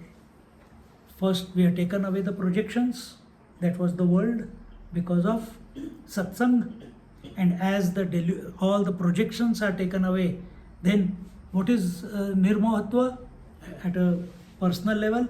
It will be ignorance. Where is ignorance? Ultimate ignorance is ignorance in deep sleep. Your mind has become empty, but you are still deluded. And some people are afraid of empty mind. They are afraid of void. They are afraid of emptiness. They want to fill it themselves up with something or the other all the time. So here he is saying, first through satsang, bring about detachment to the world, and that detachment will lead to destruction of the delusion. Because satsang, where there is satsang, along with satsang, delusion cannot go parallel. Satsang means you are contemplating on the self. While contemplating on the self, not self cannot appear. It's simple rule. See? Then nirmohatve nischalatattvam. When the delusion which leads to illusion has itself settled down, nischalatattvam, your mind is without any waves, is without any thoughts. Nischalatattvam. It is crystal clear. No dirt, no impurity, no waves. Nishcha. Ocean with waves is chanchal. What is that? When we went to Gangaji, Devi Sureshwari Bhagavati Gange Tribhuvana Tarini Taralatar. Taranga kya hai? Waves coming after. It is not calm. But when it comes to Varanasi, it's calm. All the jumping around has stopped. Your mind has to come to that point, to that disposition where it is nischala tattva. Nischala tattva means where it is absolutely pure, undisturbed, calm, tranquil. Nischala tattve jivan muktihi. A calm, quiet, tranquil, peaceful, undisturbed mind is liberation, is realization. And remember, how did we bring about Nischala Tattvam? By contemplating not on the world, by contemplating on the essence, contemplating on the Atma. So here I am talking to you, I am talking so many different words, stories, anecdotes, similes I am giving, but where should be your attention? Your attention should not, your ears should be listening to me, but these words must, if we are talking about satsang, your attention should be on the Atma Tattva that you are. At this moment. Words are secondary, but listening is secondary, but that because of which listening is possible, that is primary. We get lost in words. Oh, that was beautiful, Swamiji. Can you repeat it again? But I am telling you, your attention should be on that essence because of which listening is possible. What is that because of which listening is possible? Consciousness. Atma. Your attention, while listening, let the ears listen, but your attention should be on the essence. Then satsang is happening. Knowledge is not transferred from words from the teacher's mouth to the ears of the listener. Knowledge is transferred. Words are inert. They are coming and going. That which is coming and going, how can it give you knowledge? You are also listening to words which are coming and going. How can a finite word, how can a temporary word give you infinite knowledge? Your search for infinite union, isn't it? How can these finite words give you that? YouTube can never give you. But here, in life presence, the consciousness because of which the words are coming and the consciousness because of which the words are being heard, when that two consciousness is as if synchronized with each other, eureka. That sentence there and then, that word there and then makes an impact. You don't have to repeat it ever again in life. This is how knowledge. That's why our scriptures say Shravanam, Mananam, Nididhyasanam. It is not said Pathanam. Never study scriptures. Always listen to scripture. Now you are listened to Bhaj Govinda, now you can go and open the book. First time, never open the book by yourself.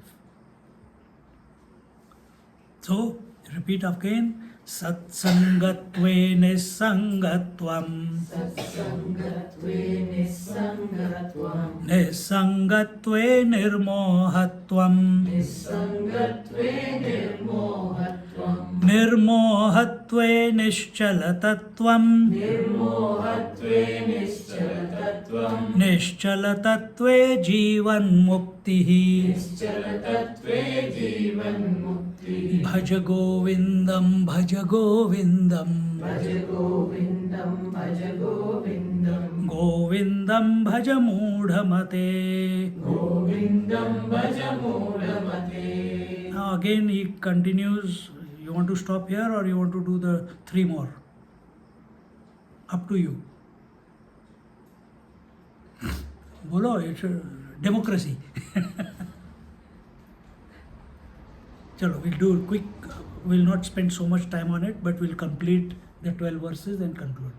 Vayasi gate kah kama vikaraha. Vayasi gate kah kama vikara. Shushke nire kah kasaraha. Shushke nire sahakakara. Kah kasaraha. Kahakasara. Kshine vitte kah parivaro. Shine vitte sah parivaro. Kah parivaro. Kah parivaro. Varo nyate tatve kah sansaraha. Nate sattve sah Sansaraha. So he tells here in the 10th verse, with the youth gone, how can there be influence of lust? If once youth is gone, your vitality becomes less. Your interest in, you're more burdened rather than, when the lake is dry, can there be, can a lake be called a lake when the waters have dried up in a lake? Same thing. When vitality is gone, can you be called a youth? When thoughts are gone, can you call it a mind? No. So that is the point here is making. And also, all the people who are following you, as long as you had wealth, they are following you. When the wealth has gone, everyone leaves you. As long as you are useful for them, till then, they will follow you. Paramananda Maharaj, जो भी बात कर रहे थे, when he was living in a plastic hutment by the side road. No, 1 or 2 people, nobody even wanted to see him.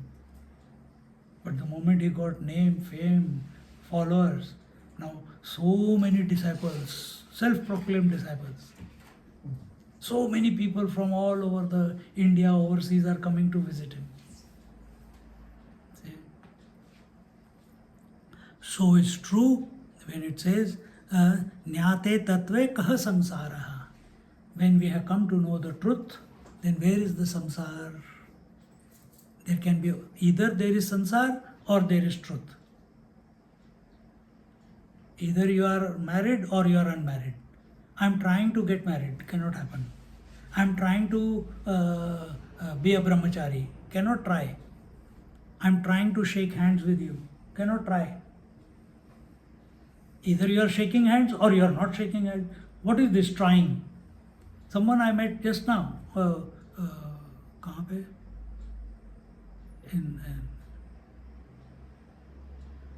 She just got married And she says, oh, we are giving Bombay.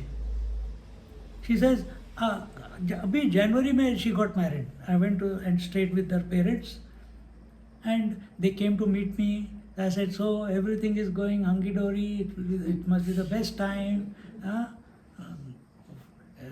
So no, we are giving it a try. If that attitude you have, how will the marriage last? Either you make it happen or you don't make it happen. There is no trying. So similarly, there is either knowledge or there is samsara. Either there is truth or there is samsara. When there is samsara, there is no truth. When there is truth, there is no samsara. If there is world, there is no sleep. When there is sleep, there is no world. Correct? When your eyes are open, the world is there. When you close your eyes, the world is not there. Understand this principle. So, here is saying that the whole world of, once we realize the truth, as the self as the truth, at that very moment, at that very instant, the relativity disappears from your mind. You're still living in the relativity, but relativity is no longer able to hijack you. So what is the definition of a Jiva and of Ishvara? Jiva is he who is a slave of his mind. Ishvara is he who is the master of his mind. A realized master, a wise man, if you people will see him functioning through this world, getting angry also, asking for food also, but within himself he is totally nirlipt. He is ever attentive towards the self.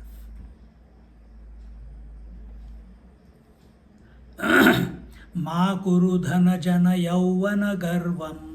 Ma kuru dhana jana yauvana garvam. Harati nimeshat kala sarvam. Harati nimeshat kala sarvam. Maya mayamidam akhilam buddhva. Maya mayamidam akhilam buddhva.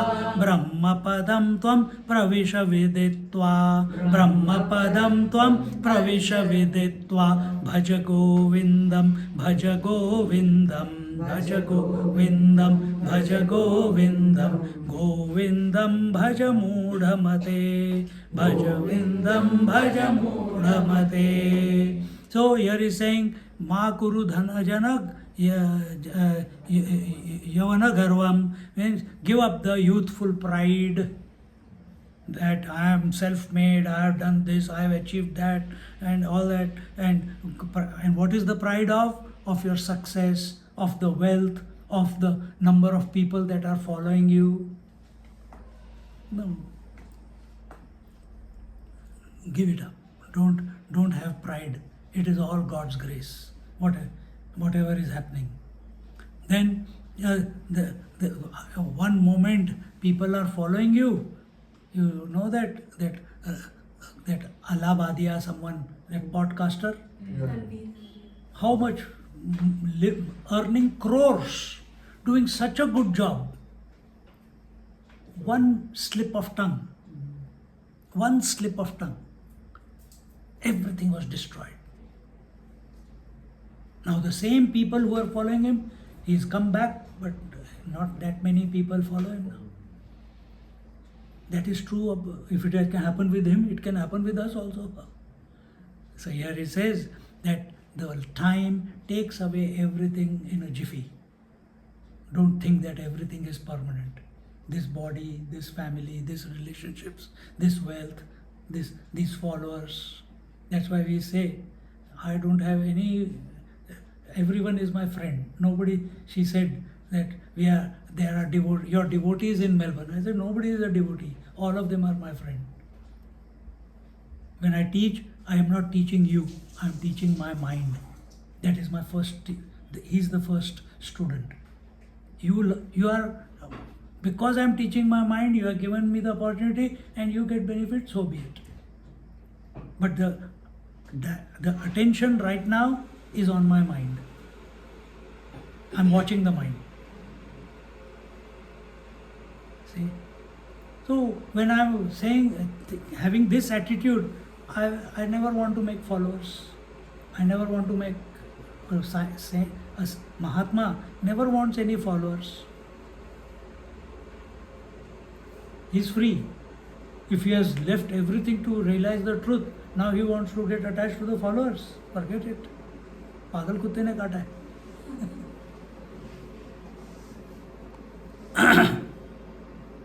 So here he says, Maya mayamidam iti akhilam buddhva. Buddhva, come to know that this whole relative world is only an appearance. And what is the nature of this appearance? Just like the dream is an appearance, this waking world is also an appearance. Name and form is only an appearance. Our attention should be on the essence. Name and form. Baba first was Satya Sai Baba, no, Shirdi Sai Baba. Now he is Satya Sai Baba. He'll appear as Prem Sai Baba. Which form you are going to get attached to? यार confusing, कभी शिरडी आते हैं, कभी सत्य साई बाबा आते हैं, कभी प्रेम साई आते हैं. I am getting distracted by these three. Sometimes I love that fellow, sometimes I love this fellow, and sometimes I love the one who has not come yet, or he's not revealed yet. No. I must come to know him in essence. Then I will know all of them. That will be the correct attitude, no? Approach. So, all relativity, all multiplicity, all duality, all names and forms, all stimuli in this world, external or internal, they are only appearances. They are only mithya. Mithya means they are like blueness of the sky, which appears blue but has no color. Mirage waters, they appear but you cannot drink the water. Samsara is like that, the world is like that. You can interact with it, but it will never give you satisfaction. Where will you get satisfaction and completeness, at-one-ment? Only when you come to the essence of yours. And in this way, Can I just say something? My biggest problem I have is that saying it's all an illusion, but pain is very real. You know, when you go and stub your toe on a wall, that hurts. That's not a mind thing, is it? That hurts. take anesthesia and walk. It's not that easy to do. I saw, I had a angioplasty. I watched my surgery going on. I was feeling the probe going in. I'm feeling ticklish inside. I'm telling the doctor, I can feel something. It went in, and there is a TV there. I'm watching. Yeah. And it didn't hurt me. It didn't pain me. Yeah, anesthetic, that's right. Exactly. So which is the best anesthetic? Self is the best anesthetic. So here you have data. In your worldly sense also you have data. You take an injection or you take a pill, and if sleep is not coming, you go to sleep. If pain is coming, you take paracetamol, pain is not there. You have a surgery, you take a localized anesthesia, and you are able to watch and not feel the pain. So if it is possible here, what is that drug or anesthesia by which throughout my life I can be oblivious of the pain? Ramana Maharishi had cancer, he didn't complain of cancer. Ram Sukdas ji had cancer, he didn't complain of cancer. Akhandanand ji had elephantiasis, his legs were like elephants, he didn't complain of them. Ramakrishna Paramahansa had cancer, he didn't complain of cancer. They all said, I am cancer. Why can't you say I am pain? Because we are still in duality. We still feel we are the body. We still have not become convinced that we are of the nature of infinite truth. If you focus on the infinite truth, that is the greatest amrit. Amrit means nectar. That nectar will make you oblivious. What did the sentence say before previous verse? When you think of the truth, when you are one with the truth, the samsara, the world, in toto vanishes from your mind. And that data also you have. When you go to sleep, the whole world vanishes from your mind. You don't know you have disease, you don't know you have pain, you don't know you are single or married, you don't know that you have children or no children, you don't know you are old or young, you don't know whether you are body also when you are sleeping. You don't know whether you are an individual, you don't know anything. Oblivious to all pain. You're talking about pain, that's why I'm saying. So is there a possibility we can recreate that type of mind while living? Yes, we can. This is what this verse is about. So you have to think differently. This is the way you have to think. And you have to remain in satsang, satsangatve nissangatvam. This is the technology. This is the sequence that will take place if you remain in satsang. And satsang is, yes, you go to bhajan, it must lead to self japa. That japa must lead to self-contemplation. That self-contemplation must lead to absorption. Absorption is empty mind. And you are awake. Don't go to sleep. Then you are oblivious of, let the pain be there. Let the disease be there. Let the cancer be there. So I was just going to add that there are so many examples. So many. Gandhiji, Huh? they had their operation, appendicitis and so on, without anesthesia. No, okay. And Correct. he was reading a book or something and his appendicitis. And they were doing the operation. So it's just a state of consciousness. Correct. But that must be, that's like a gift though. That's not, I don't believe You that's are something also you can gifted. develop. You are also gifted. No, actually there are some doctors also now who do operations preparing the patient without giving anesthesia. That is, there are marma points. There are points in your body. I can touch one point and you will be gone. I can. You have to- Can you do that to our noisy neighbour? So those marma points are there, what you call in Chinese as the chi points, or in Ayurveda they are called the marma points. Is that the nervous system? It's in the nervous system, but there's no point there. But you know these are the junctures of these nerves, and you press that particular nerve, and in very physically you press something here, the leg starts moving in cadaver also, isn't it? Similarly, you press those certain points, the release takes place. But that's no different to taking an anaesthetic. I mean, you're doing something physical. It's still the duality, isn't it? You're doing Yeah, something to cut so the pain. we are talking in duality only. Yes. Practice is only in duality, Yes. but practice that which takes you to unity of experience. Practice must not keep you in the duality. Practice sadhana, japa, association with Baba or any other Mahatma coming and living here. We must be available to that unity of experience. I suppose, you see, I can get to the point where I can sit in Cycleland Hall and I can look at Swami and all the names and forms, I don't identify them. I can get to that. You know, if somebody comes in and he's making a bit of a noise, you can just say, well, that's just a noise, it's a name and a form. That's fine. But the bit with physical pain,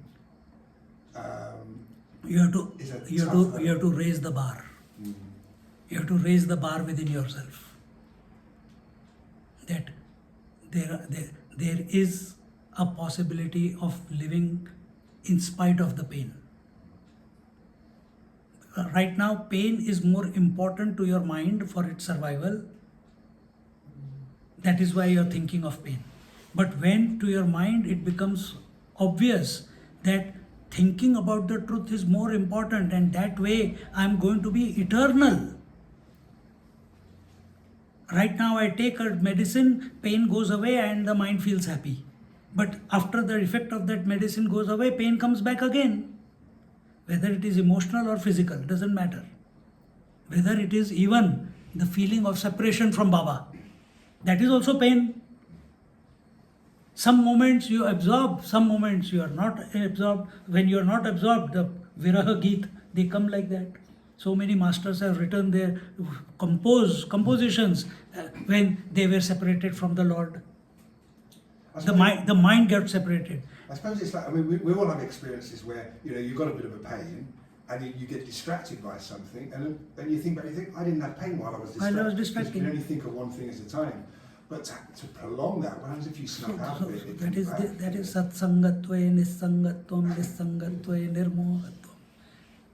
And I'm giving you, yesterday you were not there, you can listen to it on YouTube, that how to do it. You chant the mantra, Sai Ram, Sai Ram, Sai Ram. It should take you from gross speech to subtle speech to the beyond speech. It must take you, the chanting of the name Sai Ram must take your mind beyond speech. If it is not happening, we are going wrong somewhere in our approach. And you have that experience. We are singing bhajan, you stop singing bhajan, you are in silence. So it's taken you beyond speech. Now you practice it in yourself. Chant Sai Ram in a disciplined manner with love and devotion. Chant it 24/7. That's why you are here. Don't get engaged in unwanted activities. Sit in the Prashanti Nilayam or wherever that place is so sanctified and so vibrant. Chant the Sai Ram, Sai Ram, Sai Ram. Lose yourself in it. Yeah, but then you're not earning money then. The wife's going to leave you. No.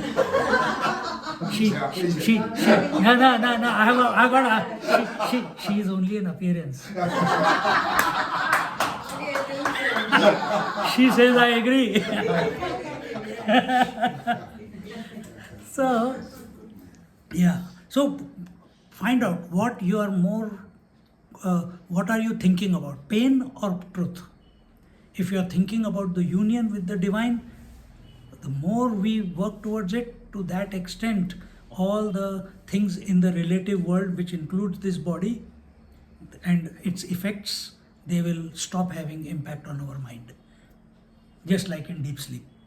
Because it's all, and even pain is appearance. Pain is only there because you think you are the body. If you think you are not the body, story over. Last verse. Dinayaminyau sayam pratah. Dinayaminyau sayam pratah. Shishiravasantav punarayatah. Kala kridati gacchati ayuhu. Tadapi na munchati ashavayu. Pinamunchati ashavayu. Bhaja govindam, bhaja govindam. Vindam bhaja govindam. Govindam bhaja mudhamate. Govindam bhaja mudhamate. So here he says that Dinayaminyau Sayam Prata, in the day, in the morning, in the evening, Shishira Visantav Punarayataha, all the days are coming and going, sunrise happens, sunset happens, every day it is happening. Every day the day is coming and going. Every day the sunrise and sunset is coming and going.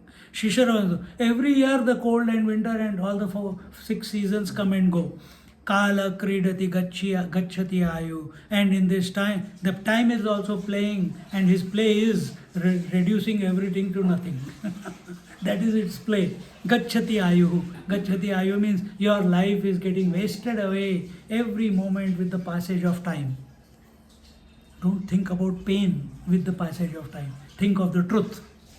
And find it in yourself. What is that by which this pain will become null and void? It will be neutralized. It is possible.